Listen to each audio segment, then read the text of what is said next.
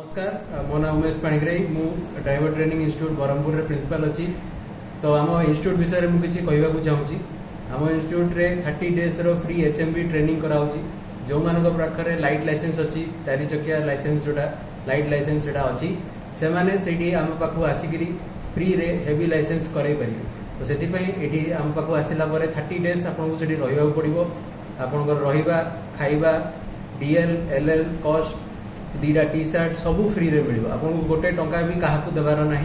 पूरा आमर phone number ये अच्छी लिफलेट जोड़ा सर पठेबे। तो लिफलेट रे आमर फोन नंबर अच्छी आगे कांटेक्ट करेंगे से नंबर को। से नंबर कांटेक्ट कलापर आपको डिटेल मगा हम आप DL और आधार कार्ड से आधार कार्ड पठेले आम क्रॉस चेक करूँ कि ठीक अच्छी ना नहीं। जदि ठीक अच्छी आम आड़ू आपको फोन जीव आम आपको डाकिदेबू।